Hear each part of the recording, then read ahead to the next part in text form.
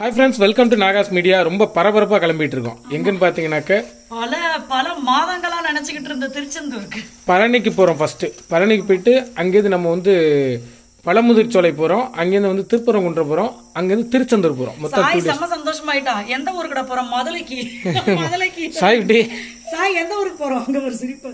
நம்ம எந்த ஊருக்கு? மதுரை.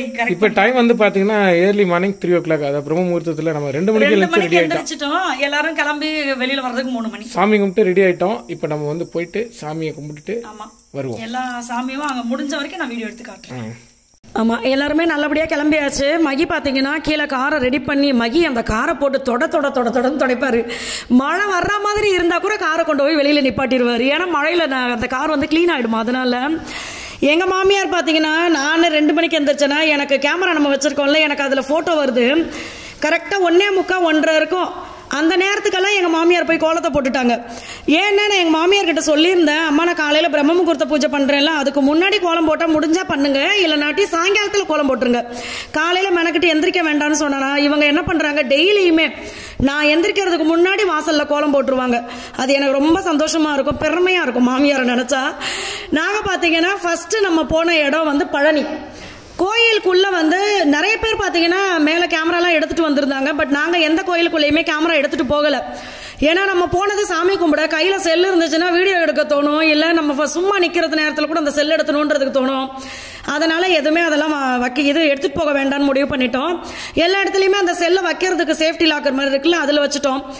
வரும்போது பாத்தீங்கன்னா தம்பிக்கும் பாப்பாக்கும் அவ்வளோ சந்தோஷம். ஏன்னா அவங்க அந்த மலையெல்லாம் ரொம்ப நாள் கழிச்சு லாங் டிராவல், இது அந்த மலை இதெல்லாம் பார்க்கும்போது குழந்தைங்களுக்கு அவ்வளோ சந்தோஷமா இருந்தது. போன உடனே மகி பாத்தீங்கன்னா எனக்கு ஒரே சிரிப்பு, காசு கொடு அப்படின்னாரு. எதுக்குடான்னு? இல்ல உனக்கு மல்லிப்பூ வாங்கி தரலான்னு நினைச்சேன் அப்படின்னாரு. ஏய் நீயாடா இப்படி பேசுற அப்படின்ட்டு காசு எடுத்து கொடுத்தேன். வாங்கியே தரமாட்டாரு. இன்னைக்கு அன்னைக்கு என்னமோ ரொம்ப அதிசயமா பூவெல்லாம் வாங்கி கொடுத்துட்டு இருந்தாரு. ஒருவேளை எங்க மாமியார் கூட சொல்லியிருப்பாங்க, அதனால கூட வாங்கியிருப்பாரு. ஏன்னா அவங்க தான் சொல்லுவாங்க, வெளியில போனா அந்த பிள்ளைக்கு பூ வாங்கி கொடுவோம் கையால அப்படின்னு சொல்லுவாங்க.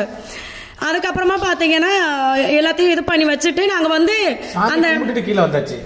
கீழே வந்தாச்சாடா? நெத்தில தான் பட்டை எல்லாம் போட்டுருக்காங்க. ஓ கீழே வந்தாச்சு. அந்த ட்ரெயின்ல பாத்தீங்கன்னா இவர் கூப்பிட்டாரா, ஏ ஆத்தாடி நான் வரமாட்டேன்னு சொல்லிட்டு, அது என்ன நட்டுக்குத்தல போகுது ட்ரெயின், நான் வரவே மாட்டேன் அப்படின்ட்டு. சாய்தேவ் பாத்தீங்கன்னா ஒரே அடம். முருகர் கோவில்ல எவ்வளவு அழகான முருகர் சிலை இருக்கும், அதுல பெரிய சிலையா புடிச்சு வச்சுக்கிட்டான். இந்த சிலை எனக்கு வேணுமே வேணும். அவன் பாருங்க அந்த சிலையவே போய் பாக்குறான். இதுதான் எனக்கு என்னப்பா இது வாங்கியே தரலையா நாங்க. அவர் அதுக்கப்புறம் பாத்தீங்கன்னா ஒரு குட்டி சிலை வாங்கிட்டாரு. அங்க இருக்கிறவங்க எல்லாம் தம்பியை பார்த்தோன்னா பொம்மை வாங்குவாருன்னு ஆச்சரியத்துல கேக்குறாங்க, தம்பி பொம்மை வாங்கிக்கங்கன்னு. அந்த ஒரு அண்ணன் வர்றாங்க பாருங்க பின்னாடி, என்னத்திரமா சொல்றான் திரும்பி, அதெல்லாம் எங்க வீட்டுல இருக்குன்னு, எனக்கு முருகர் சிலை தான் வேணும் அப்படின்னா. அந்த அப்பா அங்க இருக்காரு பாருங்க, அவருக்கெல்லாம் சரியான சிரிப்பு. என்னடா இது இந்த வயசுல இப்படி இருக்கானே முருகர் மேல பைத்தியம் பண்ற மாதிரி. அந்த அளவுக்கு. ஆனா தூக்குன்னு எங்களை ஒரு வழி பண்ணி எடுத்துட்டான். நான் தூக்க முடியாத மாதிரி நடிச்சாலும் உங்களால முடியும், நீங்க நடிக்கிறீங்க தூக்குங்க அப்படின்ட்டான். சரின்னு தூக்கிட்டு. ஆனா உண்மையாவே சொல்றேன், பழனியில பாத்தீங்கன்னா ரேட்டு கம்மி. குழந்தைங்களுக்கு பொம்மை வாங்கணும்னா அங்க வாங்கிடலாம். நம்ம திருச்செந்தூர் போன இடத்துல பாத்தீங்கன்னா அட கடவுளே என்ன இவ்வளவு காசு பொம்மைக்கு வாங்குறாங்களே அப்படின்ற மாதிரி இருந்துச்சு எனக்கு.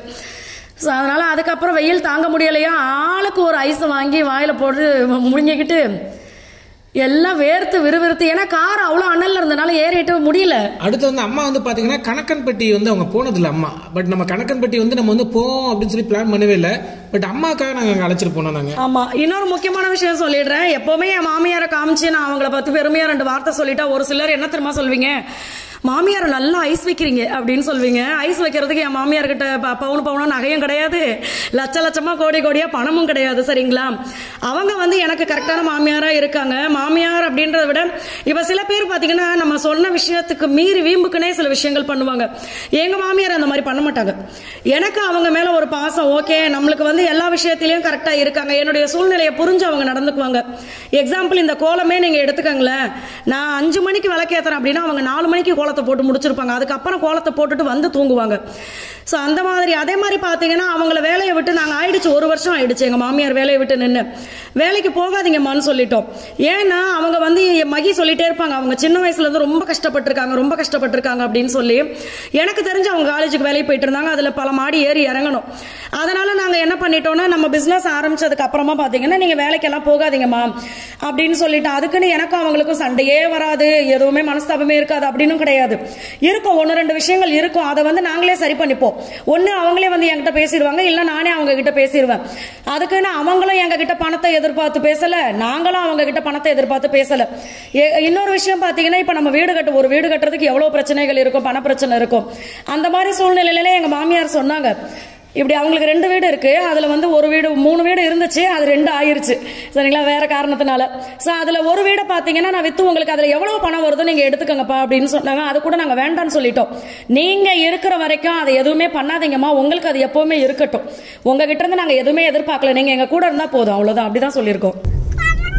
கொடங்கு கார்னேவிட்டி 2 பேரும் செம ஜாலியா என்ஜாய் பண்ணிட்டு வராங்க.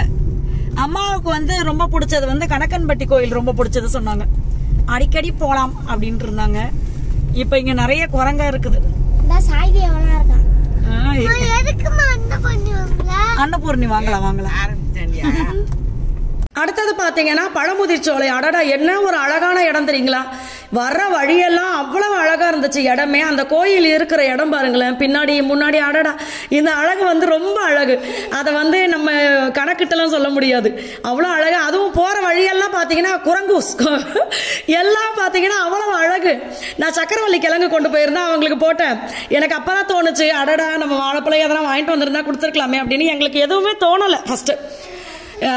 அதே மாதிரி கோயில் உள்ள போய் பார்த்தா அங்க பாருங்க, என் தலைக்கு பின்னாடி என் தலை மேல உட்காந்துருக்க மாதிரியே இருக்கு ஒரு குரங்கு. அவ்வளவு அழகா எல்லாருமே பாத்தீங்கன்னா சேட்டை பண்ணிக்கிட்டு. என்ன ஒரு அதிர்ச்சி ஆயி போச்சுன்னா, இந்த பிரசாதத்தை வாங்கிட்டு இப்படி வெளியில வந்த பாருங்க சாப்பிட்டுக்கிட்டே, வெடுக்குன்னு புரிங்கிருச்சு இந்த குரங்கு. எனக்குன்னா பக்குன்னு ஆகி போச்சு, அடங்கொன்னியா என்னடா நம்மளோட பயங்கரமான ஆளா இருக்கே அப்படின்னு. அது பிடிக்க அது பாட்டுக்கு சாப்பிட்டுக்கிட்டு அதிர்ஷ்டத்தை மட்டும் சாப்பிட்டுட்டு மற்றதெல்லாம் கீழே போட்டுருச்சு. ஆக்சுவலாக வந்து பார்த்தீங்கன்னா நம்ம எல்லா கோயிலும் பிளான் பண்ணி என்னன்னா, நாங்கள் வந்து முருகருக்கு வந்து நிறைய நன்றி சொல்லணும். அதுக்காக தான். ஏன்னா கிட்டத்தட்ட 2.5 வருஷ கனவுல இந்த வீடு எவ்வளோ பிரச்சனைகள், எவ்வளோ நம்மள்ட்ட இருந்து எவ்வளோ பேர் திருடிட்டு போயிட்டாங்க, நிறைய விஷயங்களை, நம்ம வீடு நிறைய விஷயங்கள். ஆனால் ஒன்று மட்டும் நான் கற்றுக்கிட்டேன், ஒரே விஷயம் தான். நான் அதுதான் உங்களுக்கும் சொல்றேன், விட்டு கொடுக்கறவங்க கெட்டு போறது இல்லைன்னு ஒரு பழமொழி இருக்கு பாத்தீங்களா, அதுதான். நம்மளை பத்தி 1000 பேர் 1000 விஷயத்த கிரியேட் பண்ணி நம்மளை அசிங்கப்படுத்தணும் அப்படின்னு சொல்லி எவ்வளவோ பண்ணலாம். நிறைய ஃப்ரெண்ட்ஸ் என்கிட்ட நிறைய ஷேர் பண்றீங்க, எது வேணாலும் சொல்லலாம். நம்மளை வந்து இன்னொருத்தர்கிட்ட போய் இவங்க அப்படி இவங்களால தான் நாங்க இப்படின்னு ஏகப்பட்ட விஷயங்கள் சொல்லலாம். ஆனா ஒரே விஷயம் தான், நம்மளை பத்தி யாரு என்ன சொன்னாலுமே அதுக்கு 2 காரணம் இருக்கும். ஒண்ணு நம்ம மேல இருக்கிற பொறாமை, இவங்க போய் இப்படி வளர்ந்துட்டாங்களே அப்படின்றது இருக்கும். இல்லைன்னா யாருக்கிட்டயும் அவங்க எதிர்பார்த்து நம்மளை பத்தி அவங்க வந்து பழி போடலாம். சோ இந்த மாதிரி விஷயங்கள் தான் இருக்கு. நான் பார்த்தது வரைக்கும் விட்டு கொடுத்தா கெட்டு போறது இல்லை. நாங்க நிறைய விட்டு கொடுத்துட்டோம், கடவுள் நல்லா வச்சிருக்காரு. இவங்களுக்கு நல்ல டேலண்டடு, எனக்கு குடிக்க தெரியும் நல்லா. அது பாட்டில கேக்குதுமா. அடுத்தது பாத்தீங்கன்னா பழமுதிர்ச்சோலையிலே கொஞ்சம் உள்ள வந்தா ராக்காயி அம்மன் சொல்லி இருக்காங்க. அங்க பாத்தீங்கன்னா தீர்த்தம் எப்ப பார்த்தாலும் அந்த தண்ணி வந்துகிட்டே இருக்குமா இயற்கையா. வந்து இது தெரியல, அங்க போய் தீர்த்தத்துல வந்து குளிச்சிட்டு தான் இங்க கோயிலுக்கு வரணும்ட்டு. பட் சாமி கும்பிட்டுட்டோம் அப்பதான் எல்லாருமே சொல்லிட்டு இருக்காங்க. சோ அதனால போயிட்டு அதை பார்த்துட்டு நம்ம தீர்த்தத்தை கையோட வாங்கிட்டு வந்தோம் சொல்லி வாங்கிட்டு வந்தோம். தீர்த்தத்தை வாங்கிட்டு வரும்போது பாத்தீங்கன்னா வண்டி ஃபுல்லா குரங்கு, இதை விட அதிகமா இருந்தாங்க. முறுக்கு உள்ள இருந்துச்சு, அது எடுக்க அதை பார்த்தாச்சு போல இருக்கு. வெளியில இருந்து எப்படி இதை உள்ள எடுக்கலாம்னு பிளான் போட்டுக்கிட்டு இருந்தாங்க. நம்ம வந்துட்டோம், ஆஹா வண்டி ஓனர் வந்துட்டாங்கன்ட்டு ஓடிடுச்சு எல்லாம். எங்க மாமியார் பாத்தீங்கன்னா அந்த தண்ணியை குடுக்கும்போது அவ்வளவு அழகா அந்த பாட்டில புடிச்சு குடிச்சாங்க. தண்ணி அதுல இருந்துச்சு, அதனால பாட்டில அங்கேயே வச்சுட்டு வந்துட்டோம், அவங்களே எடுத்து குடிச்சுக்கிட்டோம் அப்படின்னு சொல்லிட்டு. அதுக்கப்புறமா பாத்தீங்கன்னா நம்ம என்ன இடத்துக்கு வந்தோம், திருப்பரங்குன்றத்தில் அப்படின்ற மாதிரி திருப்பரங்குன்றம் வந்தாச்சு. திருப்பரங்குன்றம் எனக்கு இன்னும் ஹாப்பியா இருந்தது, மலை கிட்ட, அவ்வளவு கிட்ட இருந்துச்சு. அதே மாதிரி திருப்பரங்குன்றத்துல தானே சொன்னாங்க மலையை குடஞ்சு உள்ள கட்டியிருக்காங்க.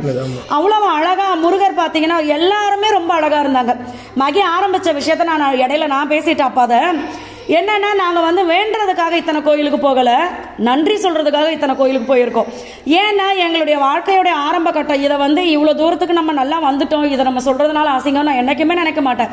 ஒரு சிலர் சொல்றீங்க, ஏன் நீங்க பழசெல்லாம் சொல்றீங்க உங்களுடைய வாழ்க்கையில் நடந்ததெல்லாம் அப்படின்னு சொல்லிட்டு. இதெல்லாம் வந்து நிறைய பேருக்கு மோட்டிவேஷனா இருக்கும். நான் எப்பவுமே சொல்லுவேன், நாங்க 9 கட்டப்பையோட தான் சென்னை வந்தோம், எங்களுடைய வாழ்க்கை அப்படிதான் ஆரம்பிச்சது.